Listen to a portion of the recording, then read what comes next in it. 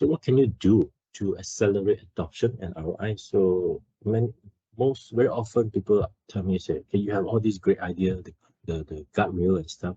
Ultimately, how did you convince your CIO or CFO for the funding, right? To get the license, to get the to invest in the premium license for Power Platform, and how at the end of the day is the ROI, right? The CFO or CIO wants the IT to demonstrate that if I put in $1 million here for the license, when can I get back the ROI, and how many times can I get back, right?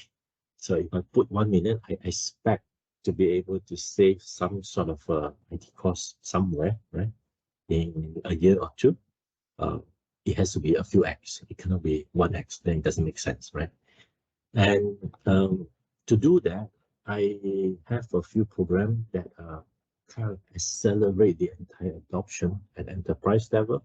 So three big ones one is create your own digital catalyst program. Yeah.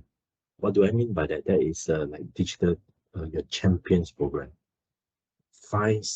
Identify key digital maker, and then let them drive in their hotspots to accelerate the usage of the tool. Right? I will give you a few examples later. And then organize innovation events like hackathon. Right? Hackathon is a very good way to drive and onboard and recruit new makers. Yeah. We run hackathons every year, and Gita also support us in a couple of years, last couple of years, coming into as our special guest speaker. So we have actually last year 2,000 participants from around the world, right, in one single hackathon. It was a very large event, and you are able to embark a few hundreds, a few thousand new makers every year, and that itself help accelerate the learning, the organization conversion of skill set inside the organization. And third point, while doing all this program, one very important practice is to enforce business value creation policy. What do I mean by that? When we build apps, we challenge the business and say, I have a great idea, I want to build this app. We always challenge them and say, does it create any value to the company? If there's no value creation, don't do it, right? Because we do not want to have fun apps. Fun apps, yes, for fun, but what's the point? If it's inside hackathon, yes, you can do your fun app in there. You can do a test, you can do a lab, yeah. But when it comes to production, we do not want to spend $50,000 on an app that doesn't create any value to the company. At the end of the day, we need to show our ROI. So 3 points of that to accelerate adoption and be able to answer to the stakeholder on the investment. So the champions program, right? So this is key because it helps you spark the adoption across the company. Yeah. So back in 2020, I created this mission for Schlumberger. I said I want to clone myself 20 times, and I want to accelerate the adoption, scale, speed up. How do I do that? So I identify 20 top makers in the company, elevate them as my digital trailblazer, right? And be able to use them to get the rest of 100,000 users to run, right, without repeating the same mistakes. So I call them digital special agents. Each of them, they were given a agent code 001 all the way to 020, right? And they are strategically planted in different business units to drive the digital transformation between their business unit. For example, Georgia was the lady who built that COVID Stay Safe app that Microsoft took and templatized for the world.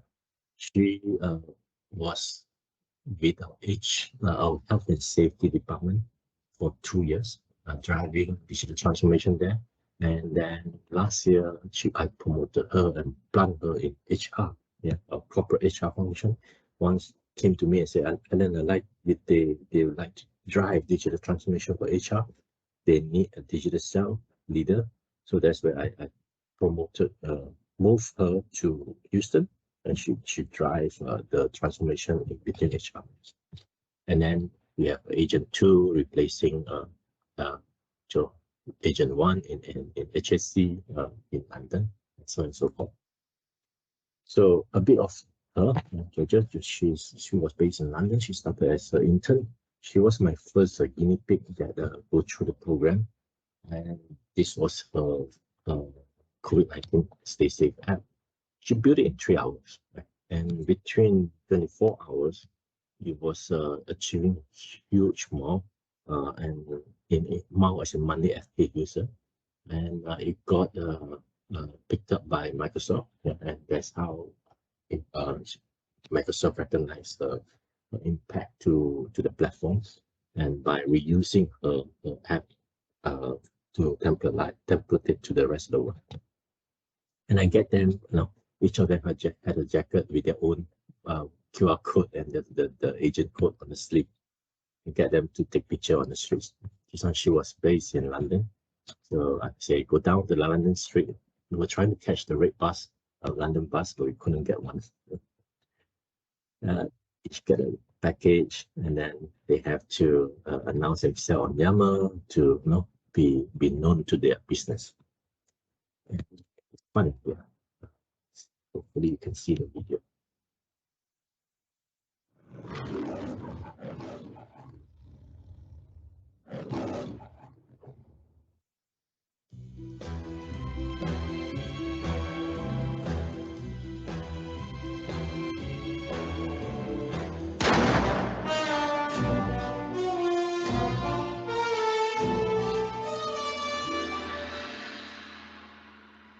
So while you create your champions program, don't forget about making it fun, because it doesn't need to be dry, right? It has to be engaging, and then from here you can take it further. So I share a lot of this example, and I have friends in other companies like GSK. Simon used to run that, and then he created Power Rangers using the Power Rangers team to recognize his digital trailblazer champions as Power Rangers. So you can be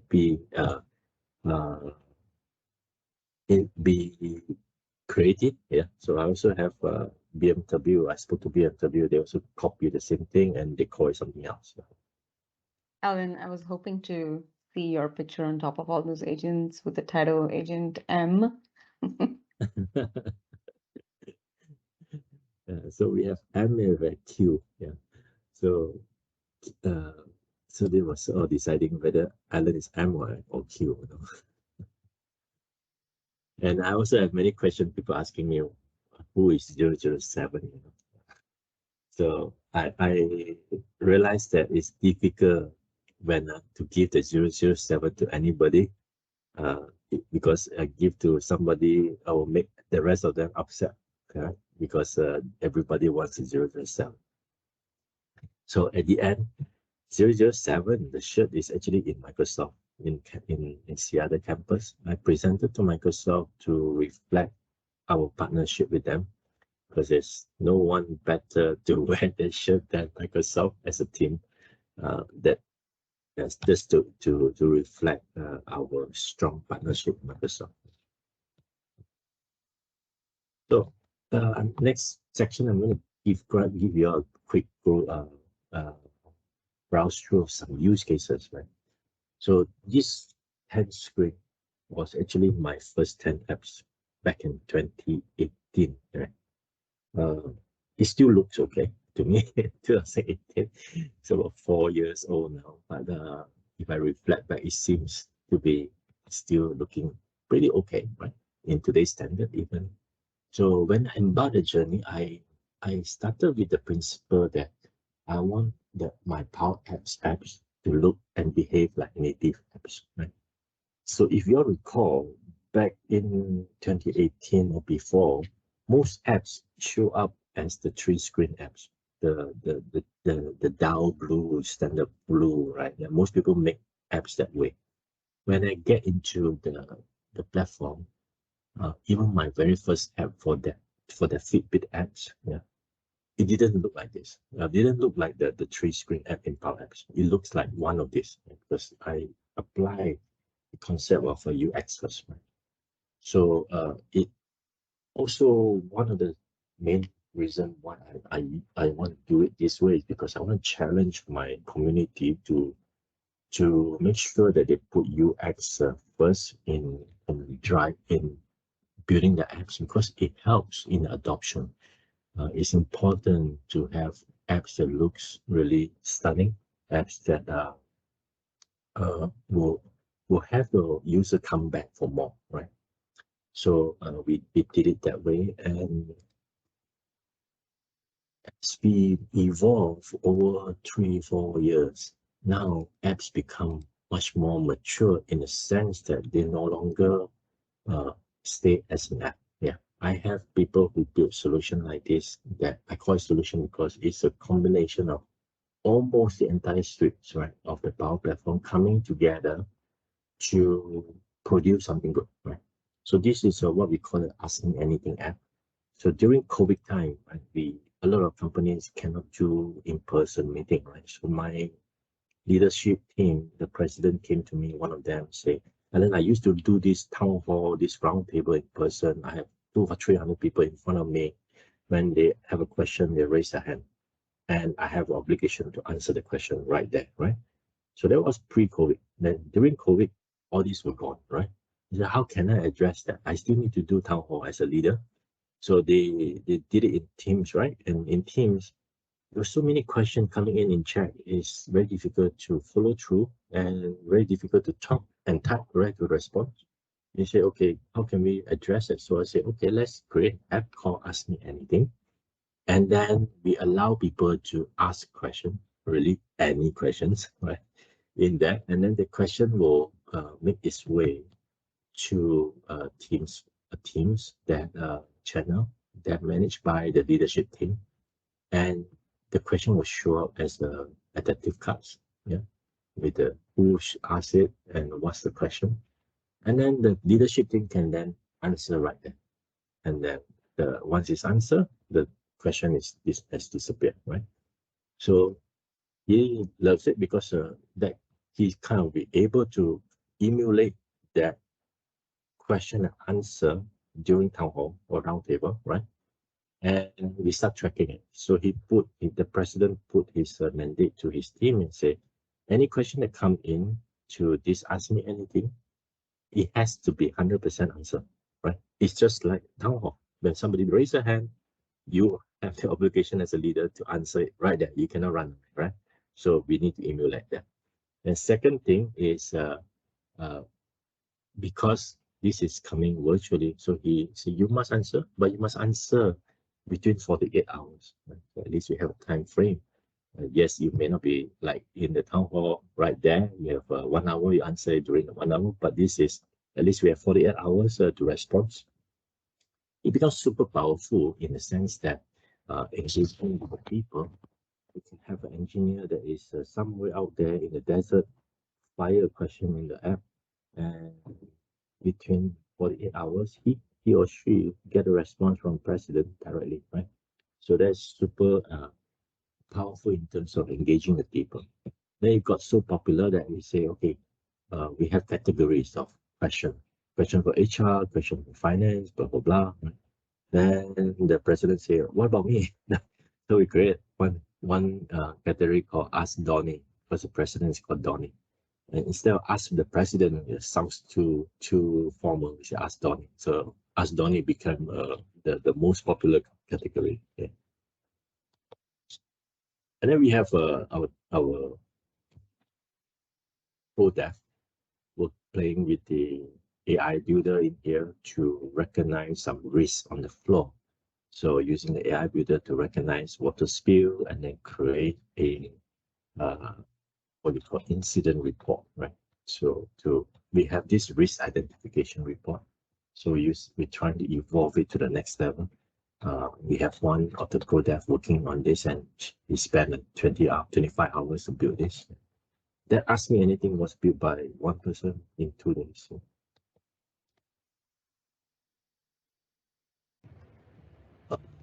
On, uh, this is actually my favorite app back in 2018 when we started going into the digital transformation. A lot of our material turned into video. So video popping out everywhere in Yammer, SharePoint, OneDrive, people start sharing left, right, center, right? Want to have the ability to push the right video to the right people. So I created this Netflix of our own, right? And I built this whole like breakfast. It's really simple. It's just two galleries. We call it galleries in gallery as well, just to emulate this whole user experience. Where I can capture people's reaction to the video, whether they like it or not, right? And then it ended up not just a video app, but it start replacing our digital signage, turning our digital signage into interactive signage.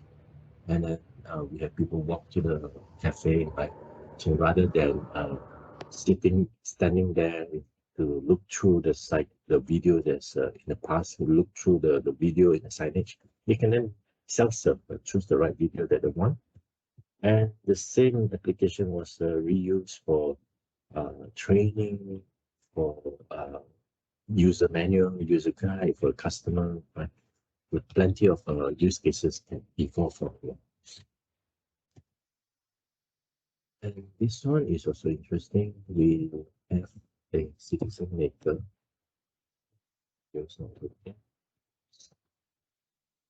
So anyway, this is we have turned our cybersecurity certification from a boring form into Who Wants to Be Millionaire. It literally gamified the entire cybersec certification process in a fun way, right? So we realized that, oh, millennials, they're not just there to take the test, they want their score to be up there on the top of the chart, and want to beat their colleagues. So we had the opportunity, because of that, we had the opportunity to teach them more subjects and more topics through the game. Lastly, there's something wrong with my slide. So this is actually our business orchestration solution.